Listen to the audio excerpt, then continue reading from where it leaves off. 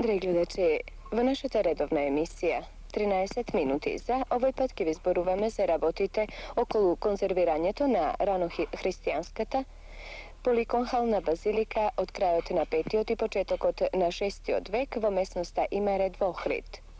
На нејзиното конзервирање работат стручните соработници на Заводот за заштита на спомениците на културата од Охрид. Го замоливме директорот на овој завод, другарот Виктор Плевнеш, како и археологот Владо Маленко, архитектот Тодор Паскали и Јацо Плевнеш, кој работи на конзервирање на мозаиците, да не запознаат со овој многу значен археолошки наод, а тие со задоволство се озваа на нашата молба. Виктор Плевнеш е директор на Заводот за заштита на спомениците на културата во Охрид. Другар Плевнеш, од кои причини се зафативте со конзервација на овој објект? Пред 2 до 3 години, откако се откри овој многу значаен споменик на културата во ова подрачје, пред Заводот за заштита се постави многу сериозен задаток. Од тие причини Заводот навреме изготви документација и со таа документација стартуваше пред Републичкиот фонд за културни дејности за обезбедување на средства за конзервација. Со оглед на големината на објектот, предвидено е да се работи во неколку етапи. Наиме, во оваа година, благодарејќи на фондот и залагањето на собранието да обезбеди партиципација на средствата, иако можам да речем дека се минимални, се обезбедија средства да можеме да отпочнеме со конзерваторските работи во прва фаза. Наиме, ние со овие средства успеавме, како и целта беше да во оваа фаза се кренат мозаиците кои ги има на 200 квадратни метра со извонредно значење, во тоа се разбира и успеавме. Јас се надевам, со оглед на неговото значење, дека ќе најме на потполно разбирање во Републичкиот фонд и собранието и конечно овој објект да го добие потполно своето значење и да може да биде презентиран на широката јавност, како и другите споменици на културата конзервирани во Охрид. Другар Маленко, вие работите на археолошкиот дел на објектот, па би можеле да ни ги истакнете историските моменти, како и вредноста што овој објект ја има? Систематските и сондажни ископавања и археолошки ископавања во послевоениот период дадоа видни резултати за проучувањето на минатото од градот и околината. Видно место завземат еден читав комплекс на ранохристијански објекти, кои што, освен што се украс на градот, наравно и околината, се и извонредни документи за проучувањето на христијанството во овој простор, во овој град.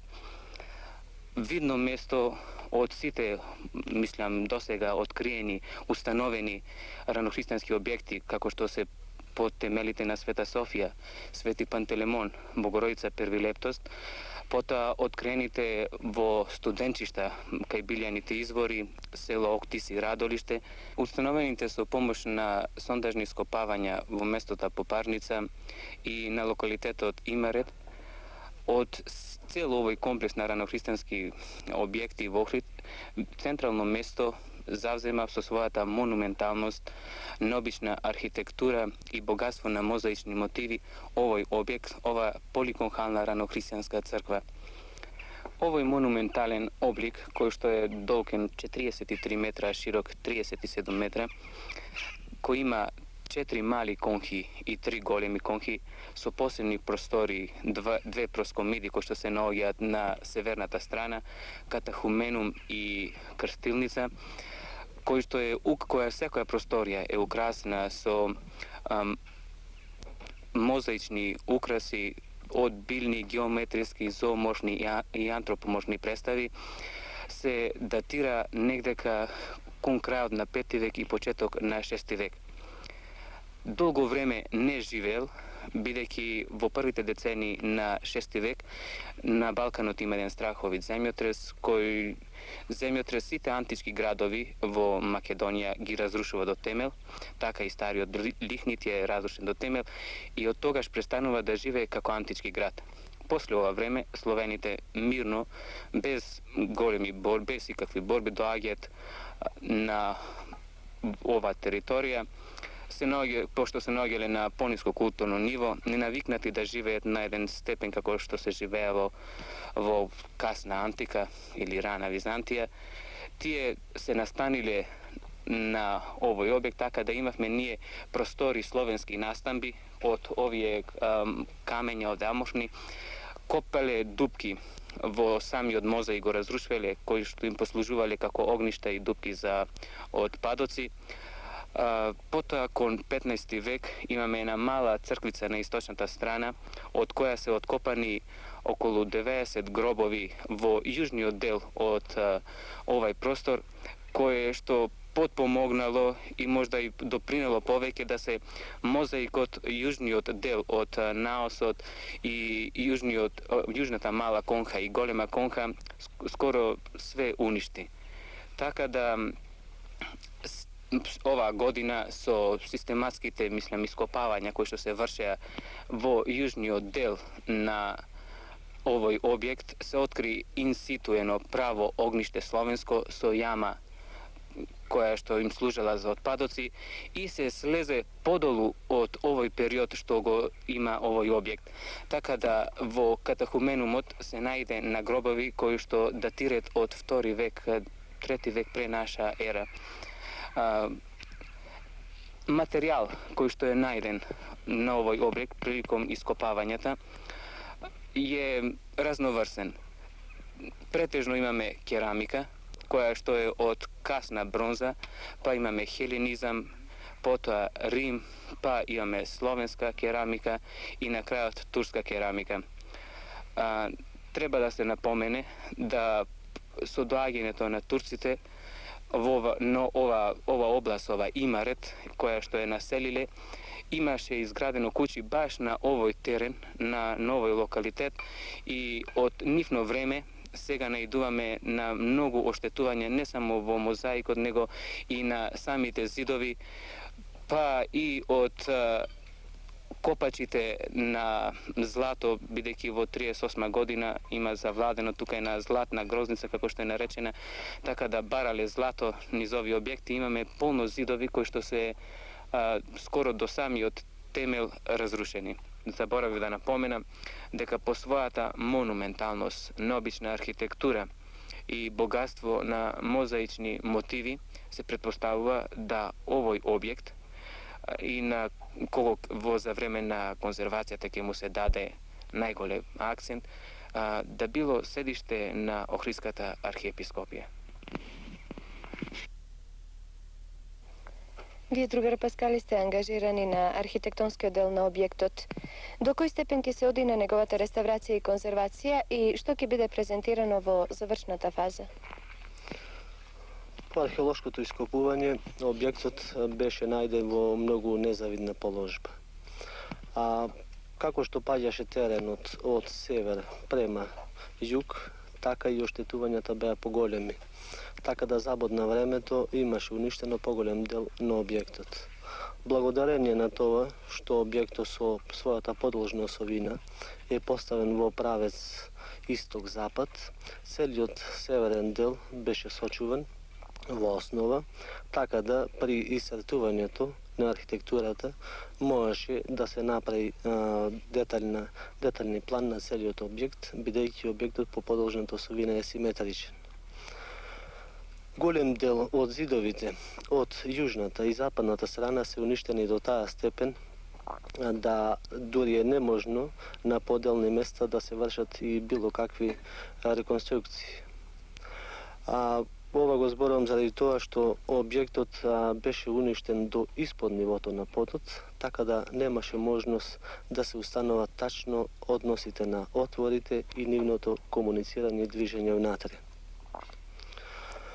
Со изработката на елаборатот требаше да се презентира објектот, да се конзервира во онаа степен во која е пронајден и да се отвори на пошироката јавност, тоест да биде пристапна за широка јавност, за обичниот посетител која ќе дојде на објект да може да створи впечаток, тоест да го види целиот објект со својата големина.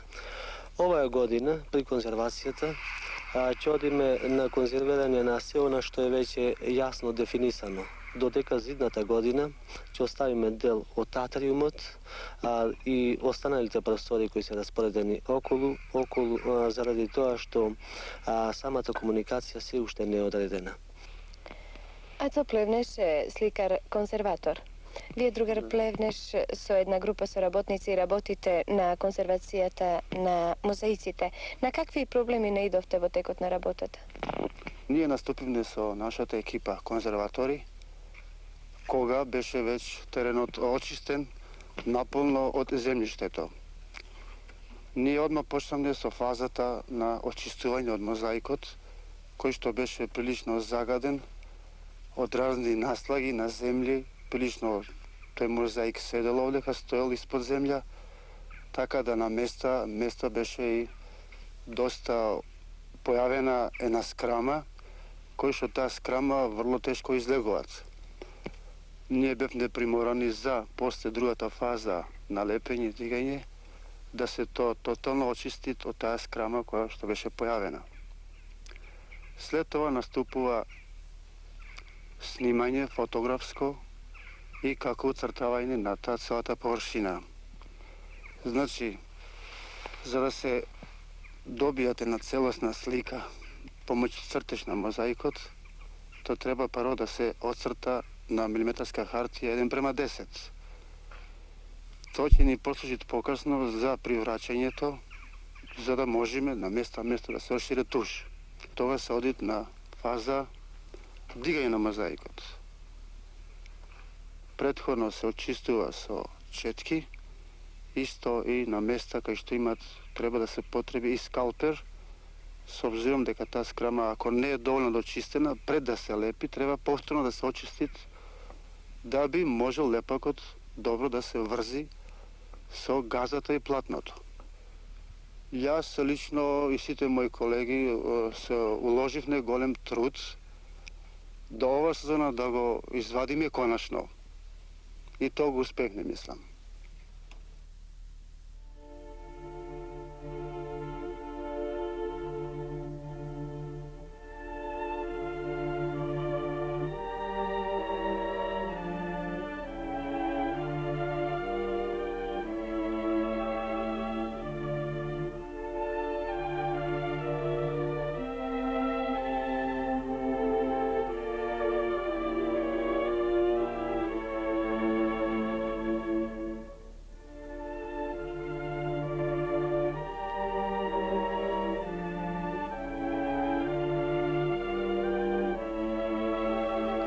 Нашата емисија заврши. До гледање по 2 недели.